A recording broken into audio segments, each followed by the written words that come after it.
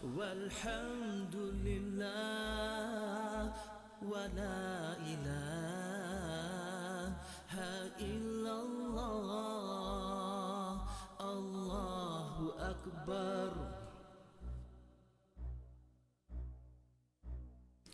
سبحان الله والحمد لله ولا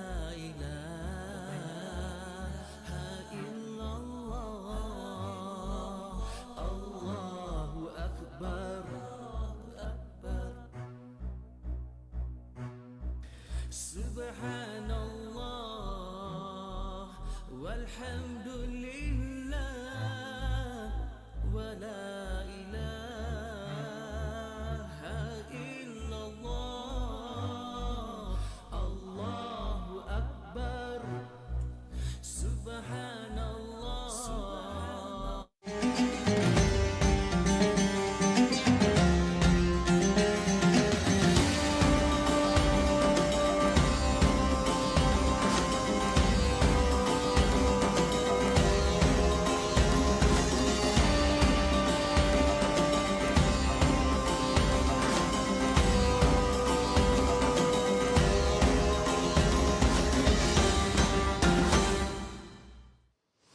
Bismillahirrahmanirrahim. Ahlan wa sahlan para penonton semua. Rabbi syrahli sadri wa yassirli amri wahlul 'uqdatam min lisani yafqahu qawli. Moga apa kita kongsikan insya-Allah memberi manfaat, mudah difahami, mudah masuk ke dalam hati dan sanubari kita, termasuklah kami di studio ini insya-Allah. Dan insya-Allah para penonton semua, anda berjaya bersama kami dalam Assalamualaikum Subuh. Dan pada kawan-kawan kita yang berada di Facebook, apa khabar? Ada punya audio punyalah kuat pula. Jadi kita nak alu-alukan anda seperti biasa kerana anda berjaya bersama dengan kami pada pagi ini. Namun apa pun para penonton semua, objektif kita sentiasa satu. Sejak PKP sehinggalah ke hari ini, iaitu untuk bersama-sama kita nak membina syurga di rumah, membina rumah di syurga dan membina masuk ke syurga sekeluarga. Itu objektif kita. Jadi sebab tu kita walk the talk. Kita pun adakan Assalamualaikum Subuh. Jadi di talian, di Skype pada hari ini, kita sudah bersama pun dengan Ustaz Iqbal Zain, pendakwah dan jurucakap daripada Mahwa. Ahlan Ustaz. Jazakumullah khair. Jazakumullah. Apa khabar Farah? Alhamdulillah Ustaz, Ustaz sihat. Alhamdulillah, syukur. Alhamdulillah, sihat walafiat. Alhamdulillah sihat walafiat. Dan moga sihat jiwa, sihat mental, sihat dari segi keberkatan kan Ustaz. Jadi of course biasalah Ustaz, di pagi-pagi hari ini kami sentiasa nak pastikan kita ni mulakan hari kita dengan langkah yang betul. Jadi itulah dia, untuk menyucikan jiwa dengan infak. Jadi Ustaz, tanpa melengahkan masa, saya nak straight to the point lah, sebab motivasi ni kena tiap-tiap hari Ustaz. Kadang-kadang kita ni cepat lupa. Manusia ni kan, manusia tu memang pelupa. Jadi Ustaz, untuk kickstart, untuk mulakan dengan gear yang betul pagi ni insyaAllah, Ustaz kongsikan dengan kita bagaimana infak ni boleh menyucikan jiwa kita.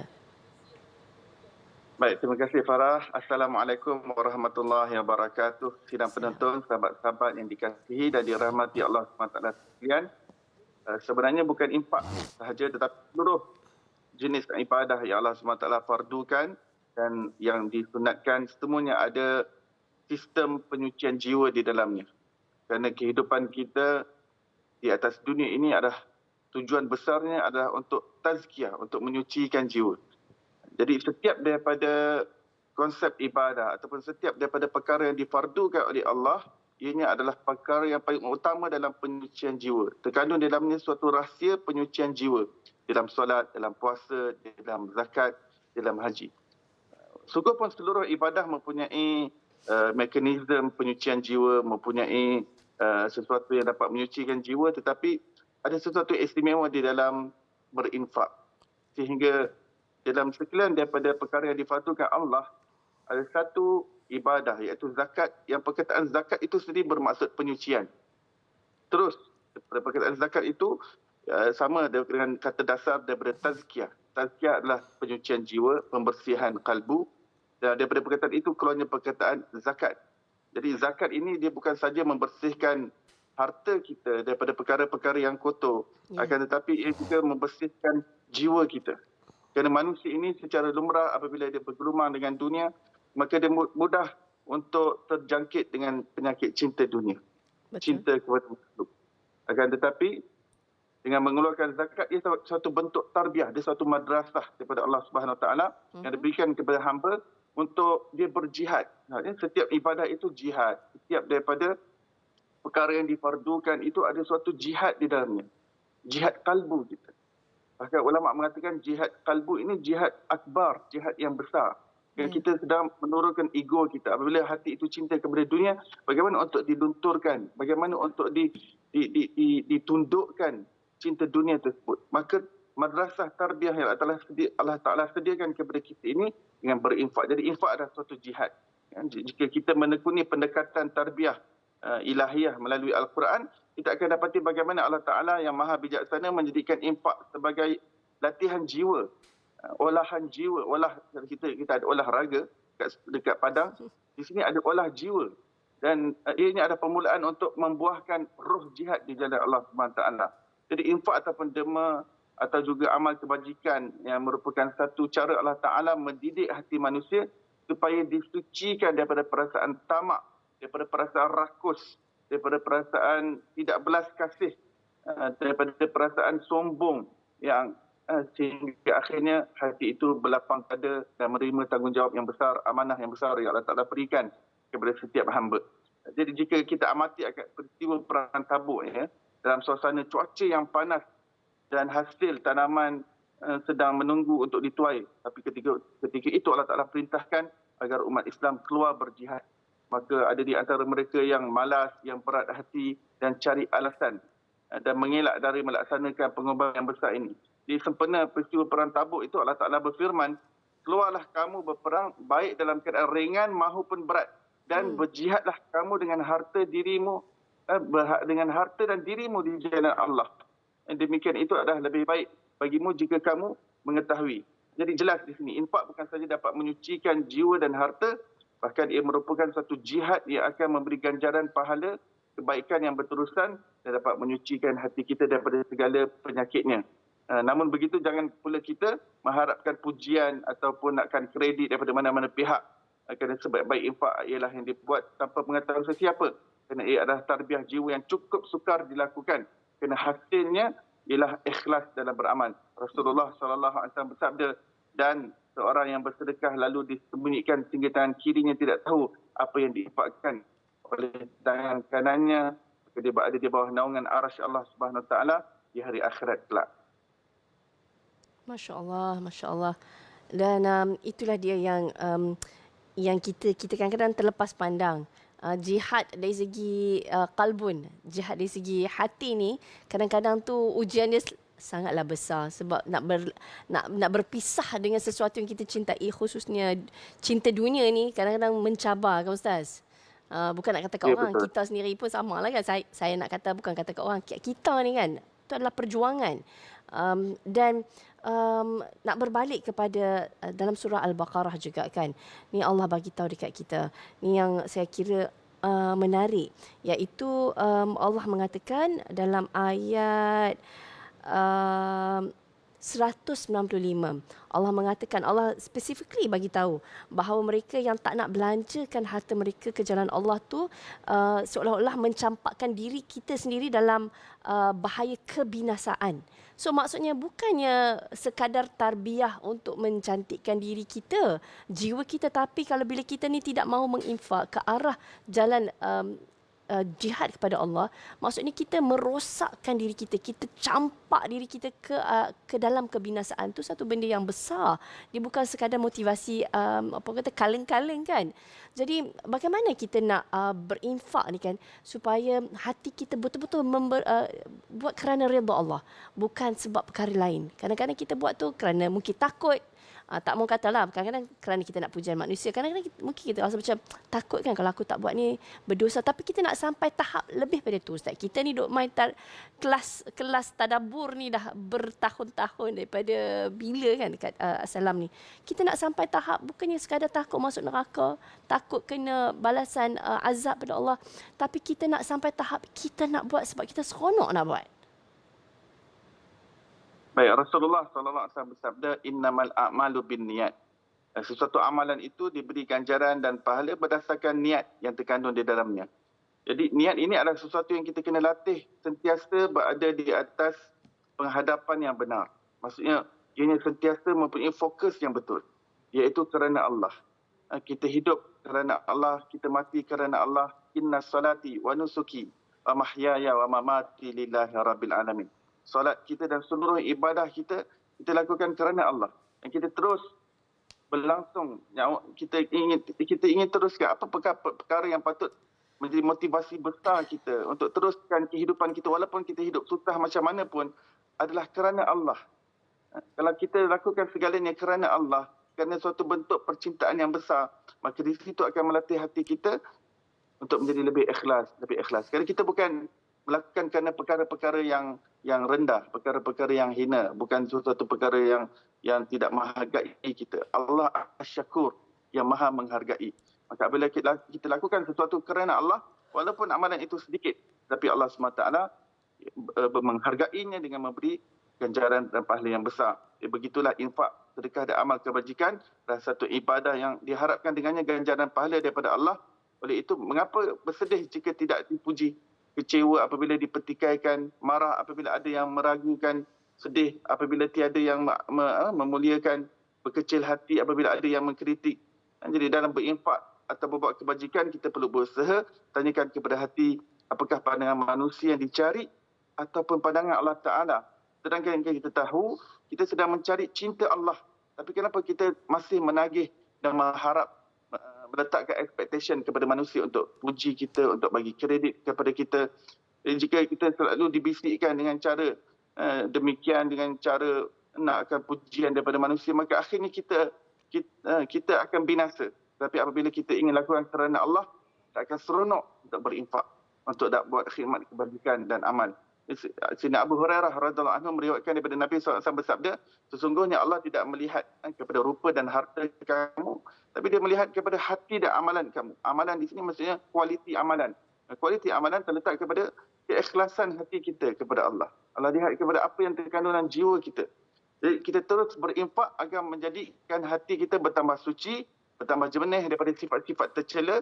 Di samping itu, ia dapat membersihkan harta yang mungkin tercemar, kerana mungkin sudah bercampur aduk dengan harta yang syubhah ataupun haram dan sebagainya. Jadi Allah Ta'ala berfirman dalam surah Taubah, ambillah sebahagian dari harta mereka menjadi sedekah, yakni supaya dengannya engkau membersihkan mereka dari dosa dan mencucikan mereka dari akhlak yang buruk, dan doakanlah untuk mereka, kerana sesungguhnya doamu itu menjadi ketenteraman bagi mereka, dan ingatlah Allah Maha mendengar lagi Maha mengetahui. Baik Ustaz, di akhir penjelasan tadi sebut tentang penyucian harta. Sebelum ni pun Ustaz dah sebut, dah kata penyucian harta tu perlu, tapi penyucian jiwa tu juga lebih perlu. Tapi kita nak berbalik kepada pentingnya penyucian harta. Walaupun kita dah tahu, tapi kita kena mungkin huraikan dari segi perspektif ataupun sudut di mananya yang kita terlepas pandang kadang-kadang. Iaitu antara lain di mana kita bukan sahaja nak, macam Ustaz sebut tadi, kadang-kadang ada syubhah dalam kita punya harta. Bukan sekadar kita bagi hak orang lain, tapi ada syubhah. Ada kekotoran lah kiranya dalam kita punya harta tu. Jadi kadang-kadang kita terlepas pandang. Boleh tak Ustaz share kadang-kadang apa yang kita terlepas pandang ni, keadaan-keadaan, dan bagaimana caranya untuk menyucikan? Mungkin ada cara yang berbeza. Sebab pernah juga saya dengar, dia berkata, tak apalah kalau duit macam ni, pergi sedekah buat masjid bahagian tandas. Itu mungkin tak tepat kan, ni pandangan orang biasa. Jadi kita nak betulkan apa yang tak betul supaya kita berpaksi pada Al-Quran dan Sunnah. InsyaAllah sekembalinya kita nanti.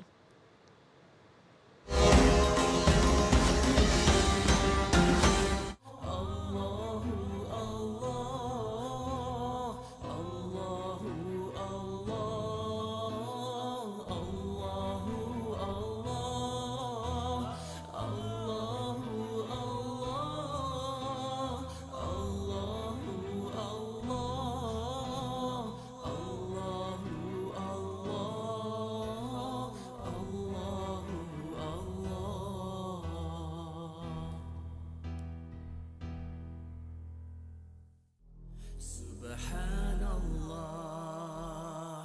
والحمد لله ولا إله إلا الله الله أكبر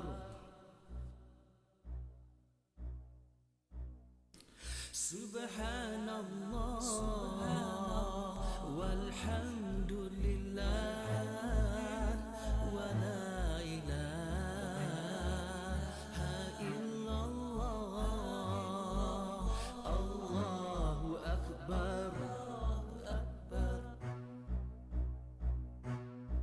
سبحان الله والحمد لله ولا إله إلا الله الله أكبر سبحان الله والحمد لله ولا إله إلا الله الله أكبر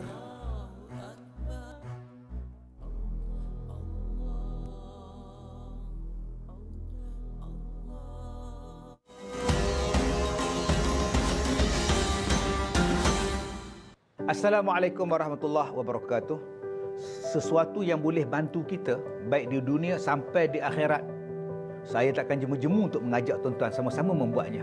Salah satunya ialah berwakaf untuk diri kita, untuk mak bapak kita yang masih hidup atau yang telah kembali ke rahmatullah. Jom kita berwakaf untuk pembinaan Madrasah Al-Hufaz wal Ulum. Hubungi 018-325-1843 Ustaz Hafizullah, ataupun tengok pada madrasah FB Madrasah Al-Hufaz wal Ulum, ataupun tuan-tuan boleh layari www.infaqpembinaanmahwu.com. Jom kita berwakaf untuk pembinaan Madrasah Al-Hufaz wal Ulum. Baik, selamat kembali. Baik, kembali bersama dengan Ustaz Iqbal. Ustaz, saya lontarkan soalan tadi lagi. Dalam keadaan apa yang kita perlu menyucikan harta? Sebab kadang-kadang kita rasa macam, oh, harta aku dah suci. Sebenarnya tidak kan? Dan waktu yang paling sesuai untuk kita berinfak. Silakan Ustaz. Baik, kadang-kadang ada orang melihat dirinya mempunyai harta yang banyak tetapi masih merasa gelisah, masih merasa hati tak tenang, hati yang penuh dengan gundah gulana. Maka salah satu perkara yang dia boleh perhatikan, suatu perkara yang kemungkinan itu menjadi faktor kepada perkara tersebut adalah bagaimana dia peroleh harta kekayaannya tersebut. Dan apabila dia sudah memperoleh kekayaan itu tersebut, bagaimana cara dia membelanjakan harta tersebut. Adakah dia membelanjakan di jalan yang diredai oleh Allah SWT ataupun tidak. Adakah dia sudah berikannya kepada orang yang berhak. Kerana dalam Al-Quran, Allah Ta'ala mengatakan setiap daripada harta kamu ada bahagian untuk orang lain. Ada bahagian untuk orang yang berhak. Jadi apabila kita peroleh rezeki, Allah Ta'ala wajibkan kita untuk keluarkan hak orang lain itu melalui zakat, melalui sedekah, melalui infak, membangun anak yatim dan kewajipan zakat tadi, dan wakaf dan sebagainya. Dan setiap harta terdapat hak orang lain. Dalam Quran Allah Ta'ala mengatakan dalam surah Az-Zariyat, yang mana setiap daripada harta yang kamu miliki, yang kamu minta-minta, dan dalam pada itu ada hak orang lain. Jadi saya ingin mengajak muslimin muslimat untuk kita bersihkan harta kita daripada hak-hak orang lain yang terselit di dalam harta kita. Dan jangan kita bersifat bakhil atas harta yang telah Allah Ta'ala berikan kepada kita. Semoga Allah Ta'ala ringankan hati kita untuk tunaikan zakat, untuk memberikan infak, untuk bersedekah. Boleh jadi di sekeliling kita ada mereka yang tiap malam dalam keadaan yang lapar, dalam keadaan yang sulit. Susah nak pejamkan mata kerana menahan kelaparan. Sementara kita asyik terlelap akibat kekenyangan. Jangan lagi ada alasan sibuk atau tidak cukup waktu kerana saat ini banyak pilihan cara untuk kita memberikan infak, mengeluarkan zakat, sedekah. Dan waktu yang terbaik untuk kita keluarkan zakat adalah tatkala kita juga sebenarnya kita perlukan harta tersebut. Apabila dalam keadaan yang kita pun dalam keadaan terdesak tapi kita sanggup untuk keluarkan harta kita di jalan Allah Subhanahu Wa Taala, Allah Taala akan gantikan kita dengan sesuatu yang lebih baik lagi. Amin ya rabbal alamin. Baik Ustaz, Sekarang ni kita dalam sesi Assalamualaikum Subuh, kita sentiasa membawakan platform-platform di mana para penonton boleh berinfak tanpa ragu-ragu. InsyaAllah platform yang sahih. Jadi Ustaz kongsikan tentang tabung infak subuh bersama Madrasah Al-Hufaz wal Ulum. Silakan Ustaz. Terima kasih. Saya ingin kongsikan tentang program tabung infak subuh bersama Madrasah Al-Hufaz wal Ulum, yakni MAHU, yang bertujuan untuk mengumpul dana bagi membina sebuah bangunan madrasah yang mereka yang lengkap dengan fasiliti, kemudahan dan segala untuk tujuan pendidikan. Jadi madrasah ini merupakan madrasah yang membantu anak-anak yatim serta golongan asnaf untuk mendapatkan pendidikan percuma melalui sebuah sistem pengajian Islam yang berteraskan Al-Quran dan Sunnah. Dan institusi ini turut menyediakan allowance bulanan bagi mereka anak-anak yatim dan asnaf untuk menjalani kehidupan seharian. Melainkan mereka boleh dan selain itu mereka boleh jadikan ia sebagai simpanan. Setakat ini madrasah ini beroperasi sebagai sebuah sekolah agama yang bersendiri, tetapi dalam masa yang sama dilantik menjadi penolong amil zakat Selangor. Jadi mana-mana pembayaran zakat yang dilakukan melalui MAHU, maka sebanyak 50% jumlah bayaran tersebut diperuntukkan Lembaga Zakat Selangor untuk disalurkan kepada pembinaan Madrasah MAHU ini.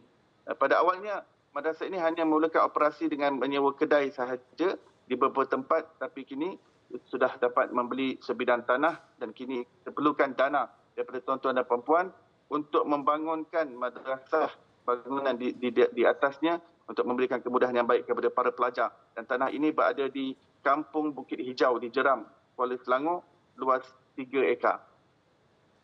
Masya Allah, Masya Allah. Moga dipermudahkan semua urusan. Baik, berapa yang dana masih diperlukan Ustaz? Pembinaan ini menelan belanja 13.7 juta ringgit dan alhamdulillah terkini madrasah telah berjaya mengumpul sebanyak 417,000 ringgit. Namun masih kita perlukan dana sebanyak 13.3 juta ringgit lagi untuk melengkapkan pembinaan ini. Dan apabila ianya tercapai, maka madrasah ini akan dilengkapi dengan pelbagai kemudahan seperti asrama, dewan solat, pejabat, bilik guru, dewan makan, kelas dan ruang tamu. Baik, insya-Allah. Dan Ustaz boleh kongsikan bagaimana cara untuk mereka yang berminat untuk sama-sama berinfak. Kalau kita lihat di kaca TV dah dikongsikan, mungkin ada yang nak mendekati, nak melihat sendiri kawasan tapak ataupun sekolah. Kongsikan Ustaz. Ya, ada beberapa platform untuk anda untuk berinfak. Anda boleh berinfak terus langsung untuk menziarahi tempat madrasah pada ketika ini. Madrasah yang sedia ada adalah berada di Puncak Alam. Okay. Dan tanah yang kita cuba usaha untuk membina ini adalah di kawasan Kuala Selangor. Dan jika penonton yang budiman ingin menyalurkan melalui bank, anda boleh lihat di kaca TV anda, boleh screenshot ataupun ambil gambar. Di situ ada akaun bank, Maybank Islam dan KIMP dan juga Bank Islam. Yeah. Dan ataupun anda boleh salurkan secara online, infak secara online melalui www.infakpembinaanmahu.com. Mudah-mudahan setiap rezeki yang kita infakkan, Allah SWT simpan dalam bank akhirat kita. Amin. Dengan dividen yang berganda-ganda dan diserahkan kepada kita tatkala kita lebih memerlukannya. Iaitu ketika di akhirat nanti dengan currency yang laku di sana. Lebih kita memerlukan lebih daripada ketika di dunia ini yang fana dan binasa. Masya Allah, Masya Allah. Satu pesanan yang cukup menusuk kalbu. Ustaz, jazakallah khairan kathiran. Tuan produser, masihkah kita berbaki masa? Ustaz, kita ada sedikit lagi berbaki masa. Ustaz, boleh tak memotivasikan sedikit hati kami yang mungkin duk ketegang lagi, orang kata kan? Yang duk rasa macam, lihatnya nak keluarkan duit ni. Sedikit pesanan pada kami. Baik, Sayyidina Ali radhiyallahu anhu berkata, "An-nasu niyam idza matu intabahu." Setiap daripada manusia itu di dunia ini sebenarnya umpama orang yang sedang tidur, dan apabila malaikat maut rentap nyawa daripada jasadnya, ketika itu dia akan terjaga, akan tersedar daripada tidurnya itu. Jadi segala harta yang kita miliki ini, berapa banyak pun balance dalam akaun bank kita, berapa banyak digit pun yang kita miliki, aset dan properti kita, semuanya tetap seperti dalam sebuah lamunan, sebuah igawan mimpi. Dan apabila kita kembali ke alam barzakh, kita akan dapati alam yang kita tinggalkan sebelum itu, iaitu dunia, adalah umpama mimpi. Kerana alam barzakh itu lebih real. Alam Ya. akhirat itu adalah lebih hakiki. Jadi bayangkan kalau di dunia ini, kalau ada orang bagi kita RM1 juta dalam keadaan mimpi, dan orang bagi kita RM1 dalam keadaan yang real, mana satu yang kita pilih? Sudah Yang tentu real. kita akan yang real RM1. Sebab yang dalam mimpi itu RM1 juta. Di apa saja yang kita ada dalam dunia ini, yang kita kumpulkan semuanya adalah seperti yang kita dapat dalam mimpi. Dan apa yang kita hantar secara advance dalam bank akhirat kita, itu yang menjadi harta kita yang hakiki. Itu Masya yang menjadi Allah. currency, dia convert kepada currency yang laku di sana. Dan currency di sana adalah pahala dan juga ganjaran. Namanya adalah Al-Hasanat, pahala kebaikan. Maka apabila kita sampai di sana, kita akan dapati inilah harta kita yang hakiki. Dan apa saja yang kita tinggalkan di dunia dengan kematian kita, semuanya menjadi hak orang lain dan bukan jadi milik kita. Ia seperti seorang yang mendapat RM1 juta dalam mimpi. Dia sebenarnya tidak dapat memiliki apa-apa, tapi apa yang dia hantar di alam sana, di situ dia akan dapat manfaat dan faedah yang besar daripada Allah Subhanahu Wa Taala. Masya Allah, Masya Allah. Jazakallah khairan kathiran Ustaz. Satu analogi yang betul-betul memberi kesan. Betul lah. Itulah hakikatnya sebenarnya. Infak kita itulah duit currency kita yang sebenar. Baik para penonton, jangan melengahkan masa. Cepat-cepat berinfak dengan pantas. Ustaz, jazakallah khairan kathiran. Saya mohon untuk kita wrap up untuk sesi kali ini. Moga semua urusan Ustaz dipermudahkan insya-Allah buat benda baik. Moga Allah memberi ganjaran yang berlipat kali ganda. Dan para penonton, kita akan berehat. Dan kita akan kembali selepas ini. Menarik sangat topik tentang ibadah mereka yang OKU. Sekembalinya kita nanti. Assalamualaikum warahmatullahi wabarakatuh. Sesuatu yang boleh bantu kita baik di dunia sampai di akhirat, saya takkan jemu-jemu untuk mengajak tuan-tuan sama-sama membuatnya. Salah satunya ialah berwakaf untuk diri kita, untuk mak bapak kita yang masih hidup atau yang telah kembali ke rahmatullah. Jom kita berwakaf untuk pembinaan Madrasah Al-Hufaz wal Ulum. Hubungi 018-325-1843 Ustaz Hafizullah, ataupun tengok pada madrasah FB Madrasah Al-Hufaz wal Ulum, ataupun tuan-tuan boleh layari www.infakpembinaanmahwu.com. Jom kita berwakaf untuk pembinaan Madrasah Al-Hufaz wal Ulum.